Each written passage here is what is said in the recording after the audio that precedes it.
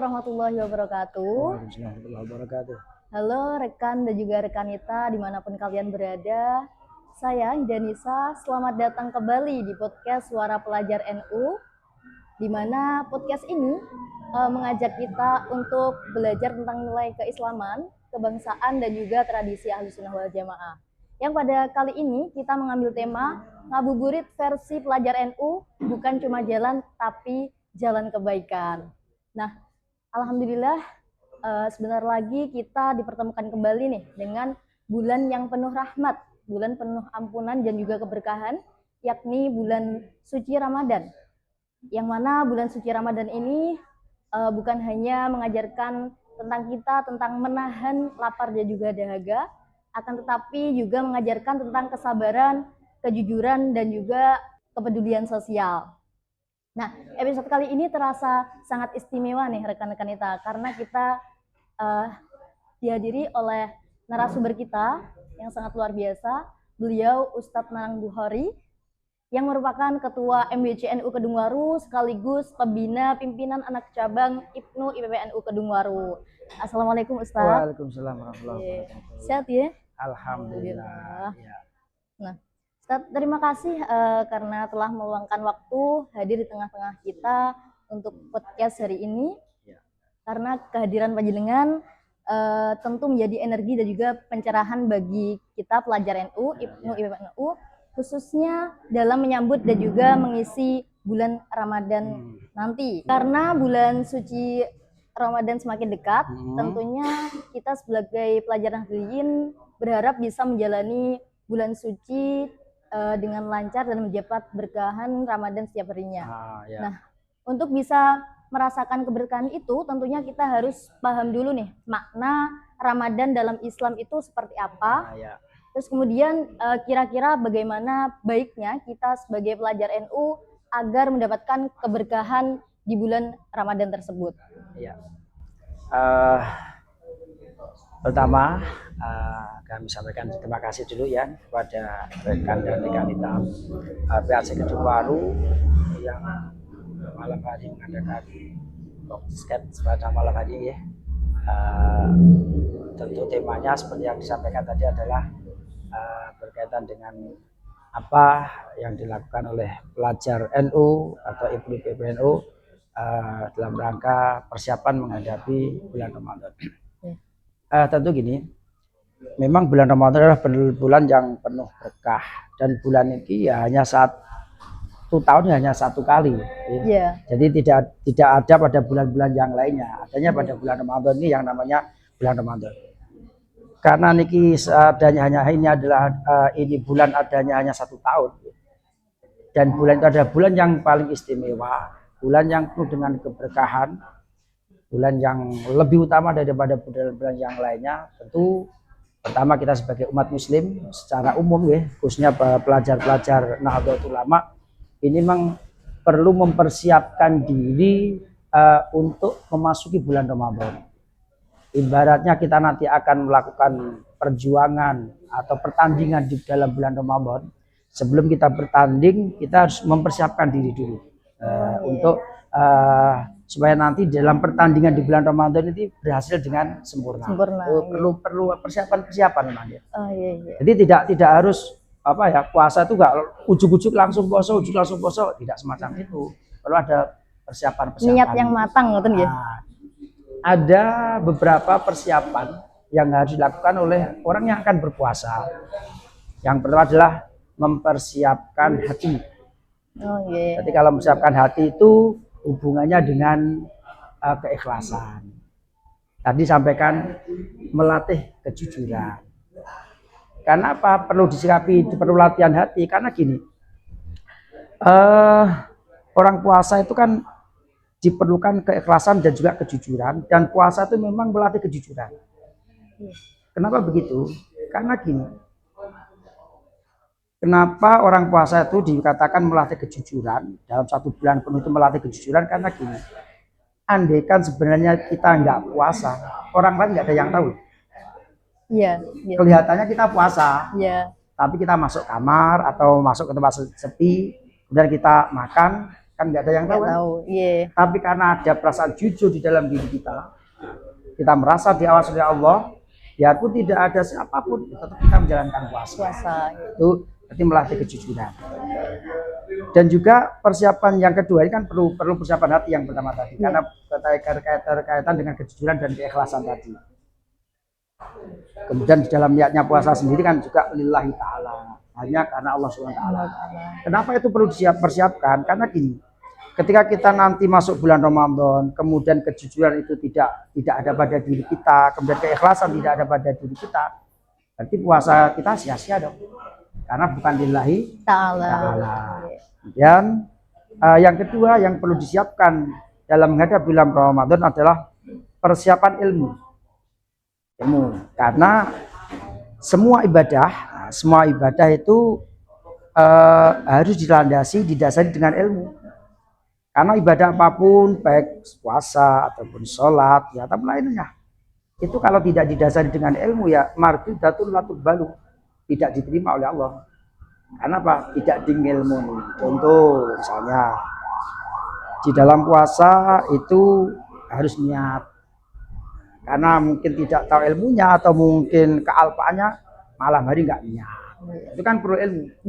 Kemudian juga kita perlu tahu dalam proses puasa sehari ini apa saja yang membatalkan puasa. Kita harus tahu itu apa saja yang membatalkan puasa, maka itu perlu ilmunya. Jadi pertama tadi adalah persiapan hati. Kemudian yang kedua persiapan ilmu. Kemudian yang ketiga persiapan harta. Kenapa persiapan harta? Karena kita tahu bahwa di dalam bulan Ramadan itu semua amal ibadah dilipat gandakan. Maka sebisa mungkin sebenarnya dalam bulan Ramadan baik siang maupun malam harinya itu full untuk melakukan ibadah. Nah, orang itu kan kalau full melakukan ibadah siang hari otomatis kan ya kita butuh makan, kita butuh biaya.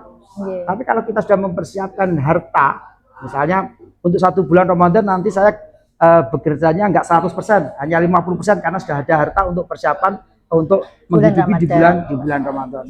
Maka sebenarnya perlu disiapkan supaya dalam bulan Ramadan nanti ibadah kita puasa siang hari maupun malam hari bisa maksimal. Karena juga banyak sih orang yang walaupun kerja itu juga ibadah, sebenarnya juga ibadah, tapi kan ibadah yang dimaksud seperti zikir, baca Quran, wiridan, kemudian sholat malam, kemudian sholat raweh, kemudian juga melakukan ibadah yang lainnya yang bisa dilakukan mesti iktikaf dalam masjid. Itu kan iktikaf kan ya ndak iso di samping ada kerja kan ndak iso. Maka kalau kita sudah ada persiapan harta untuk di bulan Ramadan, maka kita akan lebih maksimal melakukan ibadah di bulan Ramadan. Hal tadi yang perlu disiapkan bagi umat Islam sebenarnya, bukan hanya pelajar, semuanya adalah 3 hal itu memang perlu disiapkan. Pertama adalah menyiapkan hati, kemudian menyiapkan ilmunya, kemudian yang ketiga menyiapkan harta. Karena apa? Sedekah di dalam bulan Ramadan ini kenapa menyiapkan harta? Karena sedekah di bulan Ramadan, sedekah itu pahalanya dilipat gandakan. Misalnya kita sedekah 10.000 di bulan Ramadan, itu pahalanya bisa berlipat-lipat ganda, bahkan sampai 10 kali ketika di luar bulan Ramadan. Jadi itu persiapan harta, karena sedekah pun, amal jariah pun di bulan Ramadan itu dilipat gandakan. Maka kita perlu persiapan juga secara finansial untuk melakukan sedekah, selain juga ibadah yang lain. Terus nih baik Ustadz, kalau biasanya kan anak-anak Gen Z itu suka ngabuburit sore nih. Nah, biasanya jalan-jalan, cari takjil, kadang-kadang cari angin juga. Nah, ada nggak sih tips menurut panjenengan itu agar ngabuburitnya itu tidak hanya sekedar ngabuburit tapi gimana bernilai gitu? Nyari angin itu kudunya ndak harus ngabuburit. Tukang tambal ban itu banyak angin. ya apa gini. Ngabuburit itu sebenarnya kan mencari waktu dalam rangka menunggu adzan maghrib atau menunggu saatnya berbuka. Gini, boleh pada dasarnya ngabuburit itu diperbolehkan. Cuma juga ada syariatnya ngabuburit juga nggak ada. Cuma kalau karena bulan Ramadan kebaikan itu nanti didapat gandakan. Bulan Ramadan pun juga kemaksiatan juga nanti dilipat gandakan dosanya. Nah, maka ngabuburit itu diperbolehkan asalkan diisi dengan hal-hal positif.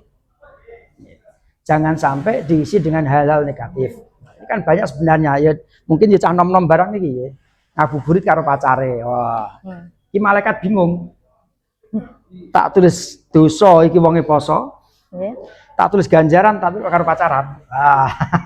Ini malaikatnya bingung iki. Maka pada dasarnya sebenarnya ngabuburit itu diperbolehkan asalkan diisi dengan hal yang positif. Hal yang positif. Sebenarnya bahasa Jawa ini kan ngabuburit jadi kan nyelimur tuh. Nyelimur ben kapan to adane. Itu gue nyelimur mengadakan istilahnya ngabuburit, menunggu saatnya berbuka. Gini. Ngabuburit asalkan itu adalah diisi dengan kegiatan spiritual. Jadi ngabuburit itu sebenarnya bisa diisi dengan kegiatan spiritual. Mungkin jam 5 sampai jam 6 diisi dengan kegiatan spiritual, misalnya baca Quran. Tadarus Itu tadarus itu juga dalam rangka ngabuburit bisa. Mungkin mengikuti kajian-kajian. Itu juga ngabuburit, enggak apa-apa. Atau mungkin juga bersama keluarga jalan-jalan, mungkin dengan kakaknya, dengan adiknya, jalan-jalan nggak apa-apa, itu juga dalam rangka mungkin nyeneng no adiknya juga pahala. Tapi nek nyeneng no pacare iki ndak ada dalile iki. Sing perlu sing dulu garis bawah iki nggak ada itu. Jadi ngabuburit karo pacare itu jah malaikatnya bingung, sakne malaikat kok. Ditulis dosa iki poso, ditulis ganjaran tapi karo pacare ya. Jadi sebisa mungkin ngabuburit itu diisi hal-hal yang berkaitan dengan kegiatan spiritual atau ya apa ya, edukasi ilmiah pada diri kita lah, mungkin bisa ya mengikuti majelis taklim, baca buku, baca buku tentang kitab, keagamaan, baca kitab, itu kan termasuk lali toh engko. Ternyata kan nggak, kadang kan orang itu kalau baca buku atau mungkin juga bisa melihat apa ya, YouTube atau mungkin ya acara apapun yang di media sosial yang berkaitan dengan kajian atau yang di situ bisa menambah ilmu kita. Kadang kan tidak kerasa kita baca gitu, roh maghrib. Tiba-tiba maghrib. Kalau memang ngabuburit itu tujuannya adalah untuk ngenteni waktu maghrib, sebenarnya banyak hal, tidak harus dengan yang maksiat, dengan yang positif itu masih banyak ya. Dengan tadarus, dengan mungkin mengikuti kajian-kajian atau mungkin baca buku. Nah, itu yang pertama gitu. Kalau ngabuburit secara Islami atau apalagi pelajar-pelajar Nahdlatul Ulama itu kudune ya ngawiti seperti itu ya. Jangan malah ngabuburitnya turut perapatan neng dia pinggir kali. Nah, itu kurang sehat ya, ngabuburit itu yang kurang sehat. Kemudian gini, kedua, ngabuburit juga bisa diisi dengan hal-hal yang sifatnya produktif. Karena ketika kita aktivitas itu kan cenderung lupa waktu sebenarnya. Gitu. Mungkin resik-resik rumah, bersih-bersih rumah itu kadang nggak terasa kan, tiba-tiba maghrib, atau mungkin nyuci baju, atau mungkin membantu kerjaan orang tua, atau mungkin yang punya usaha atau buka toko dan sebagainya bisa berdagang, misalnya kan diisi dengan hal yang positif, yang produktif. Kemudian juga bisa ngabuburit itu diisi dengan hal yang sifatnya sosial. Nah, bisa nih kegiatan-kegiatan sosial. Ya, misalnya pun mungkin bersama teman-teman menggalang dana, Seperti kita lihat ada program apa itu, bangku meja gampar ngaji, nggak apa-apa, itu nggak apa-apa. Mungkin waktu sore kita silaturahim kepada agnia, menggalang dana untuk kegiatan sosial itu, atau mungkin kita mengumpulkan dari donatur untuk mempersiapkan bagi takjil, nanti membagi takjil, kan kegiatan-kegiatan sosial. Jadi ya setidaknya ada tiga hal itu yang bisa dilakukan dalam rangka istilahnya ngabuburit ya, diisi dengan kegiatan yang sifatnya spiritual untuk meningkatkan ketakwaan, kemudian menambah ilmu. Kemudian yang kedua adalah diisi dengan hal-hal yang bersifat produktif. Mungkin ya yang menghasilkan uang juga bisa. Mungkin untuk membersihkan rumah, membersihkan halaman, nyapu kan roro wis sore. Bubuti suka tengah rumah roro wis sore. Kan hal yang produktif. Kemudian juga sosial. Jadi tiga hal itulah ngabuburite ala pelajar NU. Kudune ngono kuwi. Coba ini dikembangkan, disiarkan ke kalangan. Ini gitu ngabuburite wong Islam, ini ngabuburite pelajar NU. Dan pelajar-pelajar harus nyontoni. Cuma lah seragam itu PPNU malah pacaran, parah. Ojo sampai ngeri. Jadi tipsnya itu ya Pak. Yang pertama niku spiritual, kemudian yang kedua produktif, yang ketiga kegiatan sosial. Kan, tiga-tiganya itu kan bisa dilakukan dan itu berpahala semuanya. Berpahala semuanya. Sangat bermanfaat untuk orang lain juga gitu. Iya, karena gini, Ramadan ini harus kita manfaatkan karena gini, jangan sampai puasa kita rusak gara-gara kita melakukan hal-hal seperti kemaksiatan. Contoh ngabuburit, misalnya dising dengan ngerumpi. Kan ada tuh, saling ngerumpi itu ya makan waktu, nggak kroso. Ngerumpi lagi ngerasani kancan sitok sak jam kan nggak kroso. Jadi kadang enek ngabuburit sambil metani kancane, sambil ngerasani kancane itu berarti kan nanti membatalkan pahalanya puasa. Bukan membatalkan puasanya, tapi membatalkan pahalanya puasa. Kemudian kalau diisi dengan misalnya pacaran, tanda kutip pacaran ya, gini, pacaran juga bisa membatalkan pahalanya puasa. Kalau dalam pacaran itu mungkin ada sentuhan, ada pandangan yang bisa menggairahkan nafsu. Mungkin karena pacaran yang tempat sepi, pandang-pandangan, kemudian timbul nafsu, timbul gairah, timbul syahwat, itu puasanya secara pahala batal. Ya, puasanya sah, tapi pahala puasanya yang dibatalkan. Karena di dalam hadis Nabi kan banyak orang yang berpuasa tapi tidak mendapatkan pahalanya puasa, dia hanya mendapatkan lapar dan dahaga. Di antara adalah an-nadhur bi syahwat, yaitu memandang dengan syahwat. Nah, pacaran ini pandangan rada syahwat itu. Apalagi kalau di tempat sepi, yaitu puasanya tidak batal tapi pahalanya yang dibatalkan. Maka dari itu dalam puasa ini selain persiapan tadi, persiapan yang di awal saya sampaikan, memang kita harus bisa menjaga hal-hal yang bisa membatalkan pahalanya puasa. Termasuk ngabuburit itu kudune ngabuburit itu diisi hal-hal yang positif tadi. Jangan sampai diselipi hal-hal yang negatif. Kalaupun laki-laki perempuan ngumpul ya bareng-bareng, jangan di tempat sepi. Mungkin Ibu dari PPNU mengadakan rapat atau berkaitan dengan kegiatan, nggak apa kan bareng-bareng. Ojo mojok dewi, dan mojok dewi sing bahaya we. Jadi diisi dengan kegiatan yang positif yang sebenarnya tidak membatalkan pahala puasa. Kalaupun diisi dengan hal-hal yang tidak maksiat misalnya, tapi hal-hal yang tidak ada manfaatnya itu juga kita rugi waktunya habis. Padahal pada bulan puasa justru kita tidak menggunakan hal yang positif, justru digunakan hal yang tidak ada gunanya. Misal cangkruk kan jane ya ora dosa toh. Cangkruk enggak dosa. Tapi ketika di dalam bulan Ramadan kan eman-eman rugi daripada cangkruk maca Quran ya ganjaran. Melok kajian juga pahala. Atau mungkin ngabuburit, ayo karambol, ayo beliat, ayo sekak. Itu kan enggak ada manfaatnya. Itu kan membuang waktu, menyia-nyiakan waktu, justru rugi. Karena waktu kita habis hanya kita gunakan untuk hal-hal yang tidak bermanfaat. Jadi gunakan semaksimal mungkin dalam satu hari, lebih-lebih ketika ngabuburit itu ya hal yang positif. Hindari hal-hal yang kemaksiatan, atau juga setidaknya hindari hal-hal yang tidak ada gunanya.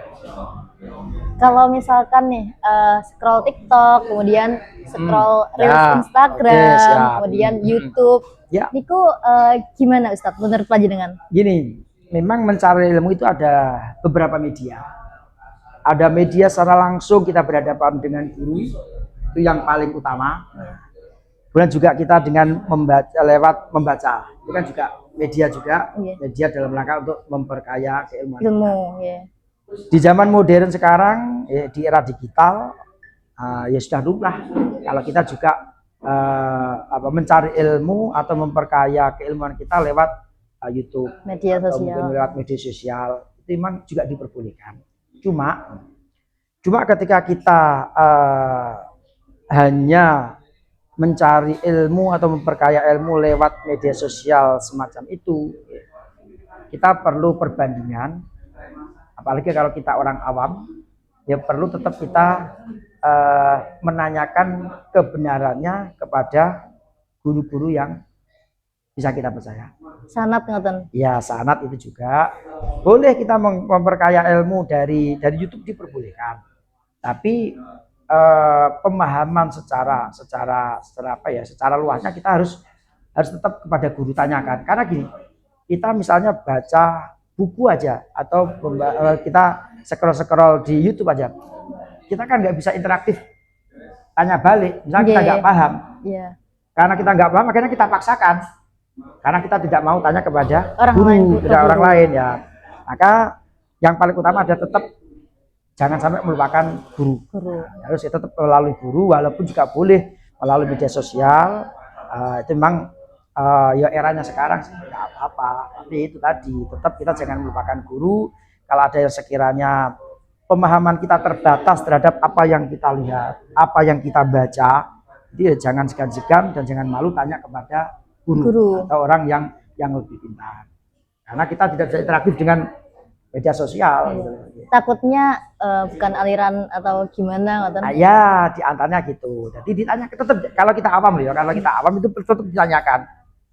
Misalnya kita mau mengamalkan suatu amalan apa gitu ya, kita tanya, apa benar Ustadz, apa benar Kiai? Saya baca di sini, saya lihat di sini kok ada amalan semacam ini apa benar? Nah, kalau guru yang kita bisa kita yakini sanad keilmuannya, kealimannya, ya kita pakai gitu loh. Jadi jangan langsung dari medsos langsung percaya, kita cerna, gitu. Langsung kita pakai, jangan. Kalau kita orang awam, gitu. Dan juga gini, di era media sosial sekarang sebenarnya pelajar Ibnu, pelajar NU ini kan juga bisa menjadi penyaji konten. Ya penyaji konten-konten apa jenenge keagamaan atau konten-konten yang positif atau mungkin konten-konten tentang keilmuan agama, baik melalui tulisan atau podcast semacam ini atau mungkin melalui apa ya kadang memotong video-video atau apapun gitu ya. Memang saat ini harus dimanfaatkan kehadiran media sosial, harus dimanfaatkan dengan sebaik-baiknya. Cuma gini, kalau kita menjadi penyaji yang akan memberikan tontonan atau akan memberikan ilmu lewat media itu, dalam penyajian kita harus memang benar-benar diambilkan dari sanad yang benar juga. Jangan kita ngambil teko buku hasil bacaan kita sendiri dan kita belum paham juga sampaikan ke khalayak umum. Atau mungkin juga kita hanya mengambil memotong video dari seseorang misalnya, langsung potong, langsung disebarkan. Itu juga bagus, cuma lebih baiknya kalau itu semua juga berdasarkan berdasarkan keilmuan yang benar. Jadi ojo syukur angger awake ngeser apa jenenge kajian-kajian, tapi dilihat dulu bener enggak sumbernya betul apa enggak gitu loh. Nanti kalau memang serasa sumbernya sudah betul dan kita tanyakan kepada misalnya ulama, kita tanyakan kepada ustadz, oh udah ini betul, ya, baru di-share.